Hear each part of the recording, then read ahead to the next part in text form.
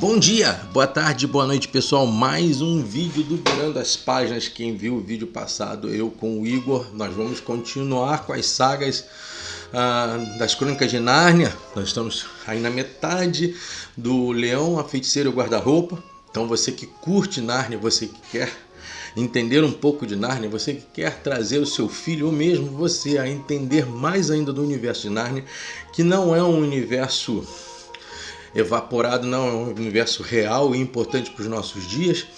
Vai seguindo, já o meu grande amigo Igor vai voltar aqui e a gente vai continuar conversando. Desculpe esse tempo às vezes demorado que a gente tem tido, eu tenho tido outros afazeres e aí não dá, sem equipe não dá para você fazer tudo ao mesmo tempo. E hoje, antes de tudo, eu queria que você visse esse vídeo aí.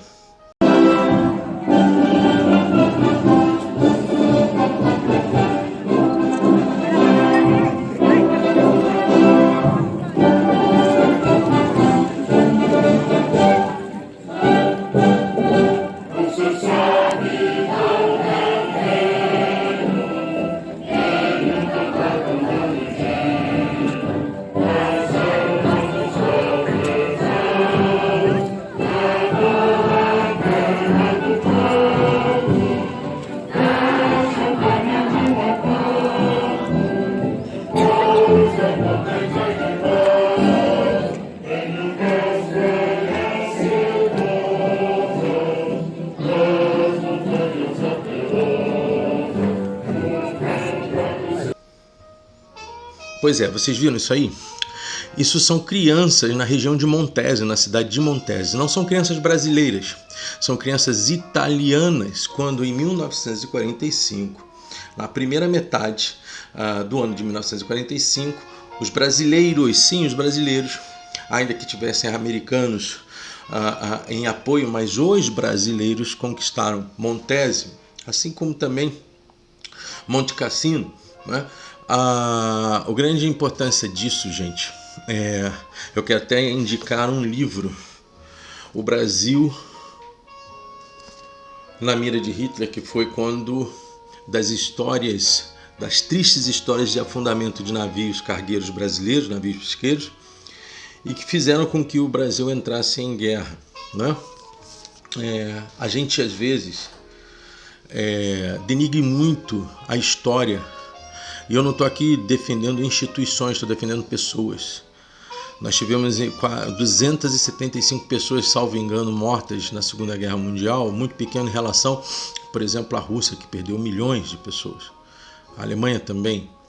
Mas o que me importa dizer aqui é que essas homenagens que a Itália faz ao Brasil são homenagens especiais de brasileiros que lutaram e que mudaram o rumo da guerra no norte da Itália, certo? E que eram um dos poucos soldados que dividiam o seu alimento com aqueles cidadãos que estavam aos escombros da guerra. Era um dos poucos exércitos onde negros e brancos lutavam juntos. E era um exército que não foi para lá com todo o preparo tecnológico com relação como os americanos tinham.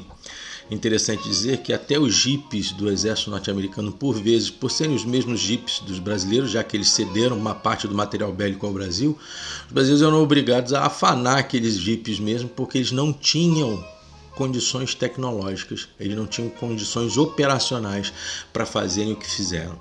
Então, tanto a FEB, Força Expedicionária Brasileira, quanto a FAB deixaram marcas impressionantes. Então, quando você falar da Segunda Guerra Mundial e vierem ridicularizar o Brasil, procura estudar e procura mostrar para essas pessoas o quanto idiotas elas são, porque você não pode mexer com a alma, com o espírito de tantos heróis que nós perdemos ali, tá certo?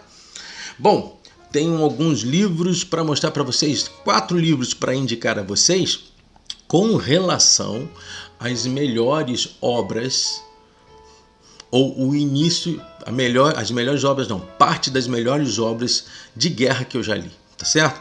Antes de tudo, precedendo, eu vou dando algumas indicações pequenininhas, tá? Precedendo aos 2 livros que eu vou estar falando agora, vale a pena você ler esta obra extraordinária da editora Record, do Joel Silveira e do Gêneton Moraes Neto, Hitler e Stalin, o Pacto Maldito. É a questão da reunião entre alemães e russos no Pacto Ribbentrop, né?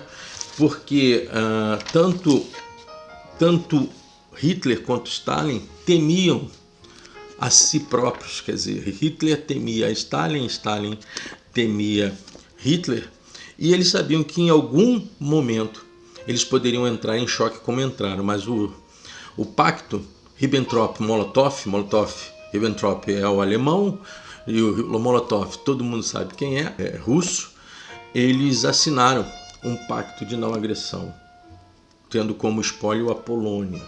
É óbvio que isso não deu certo ao seu tempo, tá? Então, essa é uma obra legal para você ler, para entender o que vai acontecer nessas outras 2 obras aqui que eu vou chegar para mostrar a vocês, tá? Andrei Nagoski, A Batalha de Moscou. O Nagoski é um jornalista e autor americano que passou mais de 3 décadas como correspondente estrangeiro pela editora Newsweek, e ele também atuou como vice-presidente e diretor de políticas públicas na S-West Institute. O seu livro mais recente é Saving Freud, e na verdade o livro mais interessante quando ele fala em matéria de guerra, na minha perspectiva, é A Batalha de Moscou, e aqui ele tenta mostrar um contexto histórico onde o Pacto Molotov-Ribbentrop, a Alemanha e a União Soviética pareciam então aliadas, mas isso não foi exatamente o que aconteceu, gente. Hitler passa então a dar uma atenção maior ao norte da África, mas ao seu tempo ele começa a perceber a necessidade de atacar os alemães, os russos, né? Então há um erro de julgamento por parte de Stalin, gente, que ele foi avisado sobre o risco do ataque alemão, o ataque de Hitler às suas linhas, e ele achou que isso jamais aconteceria, né? Então a Batalha de Moscou, só para que você tenha noção, ela envolveu 7 milhões de pessoas, né? 2,5 milhões de pessoas morreram nessa batalha, entre soldados 1,5 milhão de pessoas, né? Fora os feridos e fora exatamente os registros militares que indicam um número até possivelmente maior do que aquele que estava sendo projetado. O ingresso e a libertação de Moscou era muito importante no sentido de, primeiro, já enfraqueceram o exército alemão que, nesse sentido, ao tomar posicionamentos tanto em Moscou como em Stalingrado, ele teve que levar para lá os seus melhores quadros militares, né? E talvez seja ali o início da derrota efetivamente de Hitler, não necessariamente pelas perdas nos campos da África, como também o tal do dia D, que vem só como uma epígrafe. O dia D só acontece porque Stalingrado e porque Moscou apareceram antes essas 2 batalhas, fazendo saber a vocês que a invasão da Alemanha nazista, quem chegou lá primeiro foram os próprios russos, né? Aqui você tem um processo de muita luta e efetivamente ali me parece que é a comprovação maior de como os civis realmente sofreram na Segunda Guerra Mundial, né? Muitos civis. A Primeira Guerra Mundial, ainda que tivesse alguns enclaves atingindo a civis, ela não foi tão, digamos assim, letal para eles do que a própria Segunda Guerra Mundial. Então, se você quer entender uma das batalhas mais importantes dentro do cenário do choque russo-alemão ou alemão-russo, eu estou falando rapidamente, tá, gente? Essa obra aqui. Tem uma outra, sobre uma outra cidade impressionantemente importante, Stalingrado na época, cidade de Stalin, do Anthony Beevor, tá? O Anthony Beevor é um dos maiores historiadores e conceituados que eu já conheço. Ele tem outras obras maravilhosas, além de Stalingrado, ele fala sobre a queda de Berlim em 1945 e também sobre a Batalha de Creta, Creta como batalha e a resistência da ilha durante a Segunda Guerra Mundial. São 3 livros muito interessantes para você ler do Anton Biver no que tange aos fundamentos e guerras e batalhas, dentro do cenário da Segunda Guerra Mundial. São livros que eu indico bastante.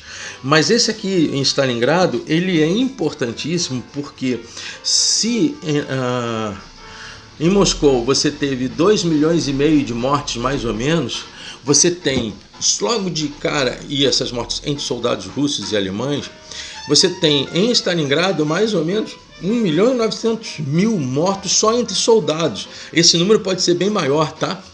Estou colocando esse número sobre uma razoabilidade. E uma outra situação interessante.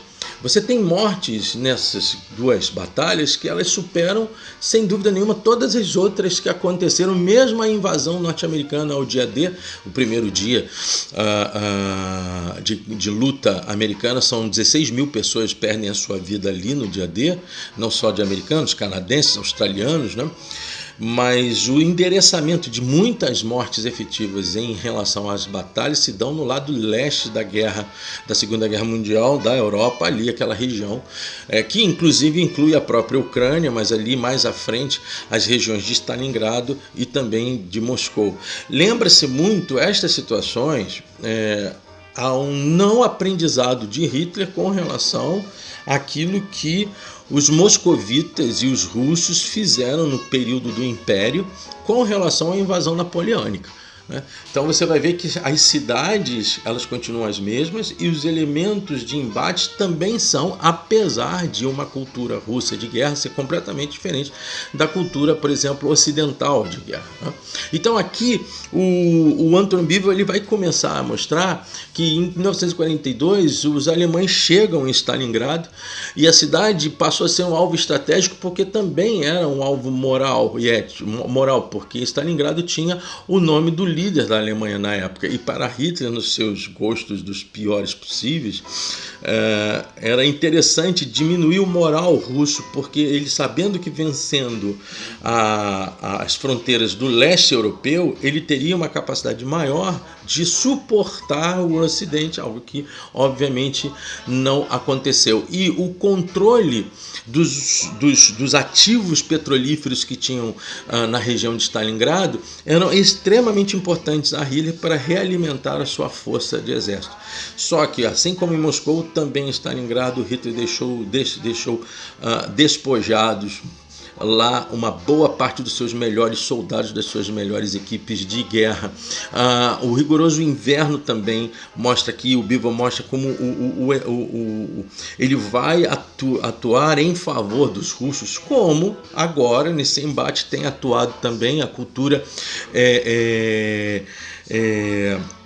era interessantíssima no sentido da repetição de cultura de guerra que os russos fazem, e entendendo que, assim como o exército brasileiro atuou na Itália com poucos provimentos, os russos também atuaram assim.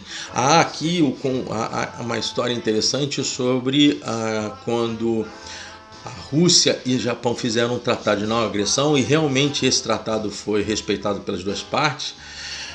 Gente, o pessoal da área da Sibéria vem para Stalingrado, tá? Vem para a Batalha de Stalingrado.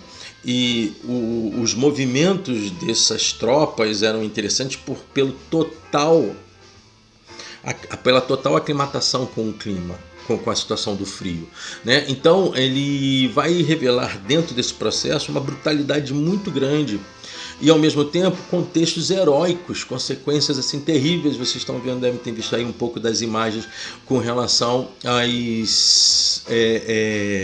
às questões relativas ao embate. Havia um trabalho forçado aos oficiais e alguns soldados mais renomados russos, que eram não apenas vigiar o inimigo alemão, como também perceber as baixas por desistência de alguns soldados russos. E, obviamente, os soldados russos, quando eram pegos em desistindo, em fugindo da guerra, você sabe o que acontecia com eles. Aqui eu estou falando um pouquinho sobre heroísmo. A guerra ela tem elementos que a gente às vezes se torna meio masoquista em dizer inimigo, não inimigo. bem e mal. Olha só, a boa parte de todos esses homens que lutaram nas guerras não tiveram nada um para com o outro. Essas guerras foram provocadas por interesses econômicos e por um frisson degenerativo do tratado anterior de Versalhes, que colocou os alemães numa berlinda. E quando você coloca um povo numa berlinda, os monstros surgem como salvadores, né? Então, o Tratado de Versalhes foi um tratado de vingança das nações vencedoras, que foram ingleses e franceses. Então, assim, os alemães conviveram com inflações terríveis e com uma sociedade completamente destruída. E aí surge o Bigodinho. Bom, um outro livro interessante, eu já vou adiantar, esse foi a Marta que me deu como um livro de apoio. A Batalha da Inglaterra foi uma das batalhas aéreas mais notáveis que nós tivemos na história das guerras aéreas, né? Você tem Midway, mas Midway é uma batalha também entre as marinhas japonesas e americanos, com o uso fortíssimo dos porta-aviões de época, claro, e aí o uso dos aviões. Mas essas batalhas aqui dizem que só pilotos ingleses, em média, nessas batalhas, morreram mais de 1000 pilotos ingleses e pilotos aliados de outras nações, mas que também lutaram com as cores britânicas. E aí você tem um cara chamado Dave Baker. Dave Baker foi nascido em 1944, trabalha na NASA, participou aí de uma situação meio complicada, um escândalo, mas ele vai mostrar aqui como a guerra aérea entre 39 e 45, o papel da aviação como um elemento de sustentação e de proteção realmente efetivo, tanto no campo de ataque como de cobertura, principalmente das infantarias, né?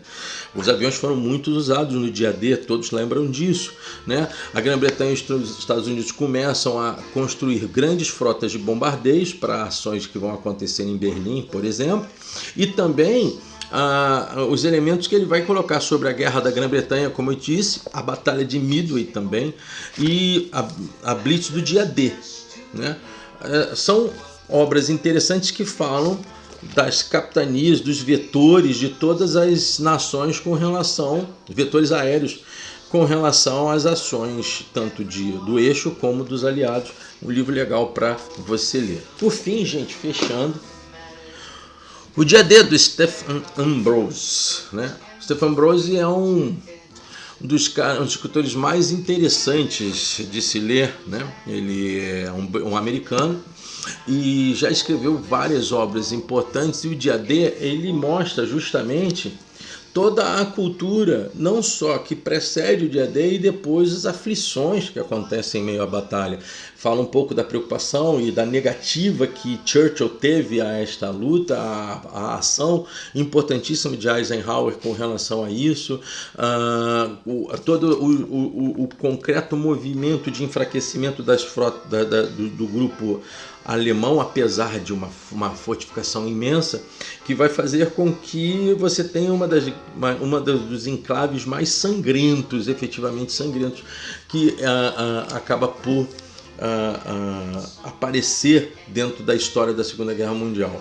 Fato é que, sim, você pode e deve olhar para tudo isso aqui e com muita atenção sobre os movimentos na Praça Ford, que também eu não vou falar o conteúdo do livro todo, mas vocês vão ter a influência, por exemplo, dos artistas nos campos já da França, a influência e a forma como se começa a ser usado uma espécie de marketing de guerra a partir do Dia D. É um livro assim que eu acho sinceramente bastante importante. E esse cara, ele tem uma coisa muito legal, ele cunhou desse livro, foi cunhada aquela série The Band of Brothers, uma série maravilhosa, sinceramente. Se você pudesse fazer o equilíbrio e filtrar a questão do heroísmo norte-americano, efetivamente, óbvio que aconteceram heróis em todos os lugares. Eu tinha falado para vocês casos positivos. Há um caso de um bombardeio inglês que, completamente avariado, ele passa a ser flanqueado por um caça, um Spitfire alemão. Só que Spitfire não, Me fugiu agora o nome do avião alemão, não é no Spitfire, eu vou lembrar já, gente, se não lembrar minha cabeça está daquele jeito.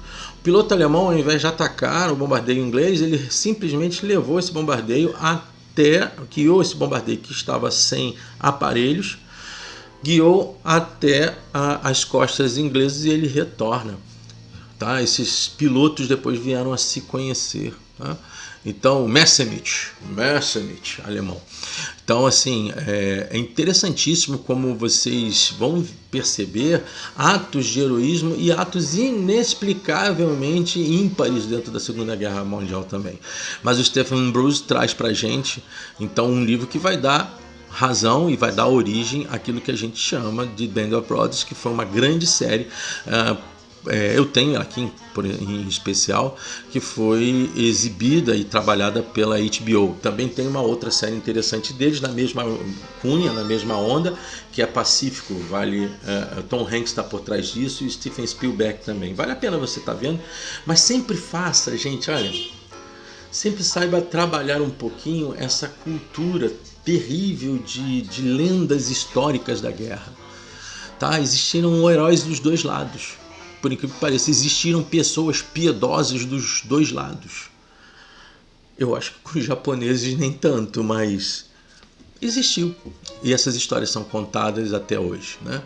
Sorte é que essa guerra acabou por eliminar a questão do arianismo alemão, perigosíssimo arianismo alemão, mas não tão sorte, que parecem que a quadra geopolítica dos países hoje ainda não aprendeu o que é uma guerra sem fim.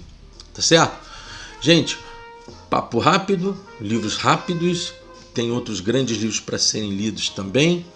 Um livro que toca muito, indicar a vocês, procurem a BibliaX e eu vou trazer aqui uma obra onde tem as ações tanto da FEB quanto da FAB, aí sim, mais profundamente, mais estudada. Aqui são só indicações, continue com a gente, como eu sempre digo, supere-se, aprenda mais, ler é bom, virando as páginas, e não se esqueça, curta o vídeo, inscreva-se no canal e compartilhe o nosso conteúdo. Grande abraço, gente!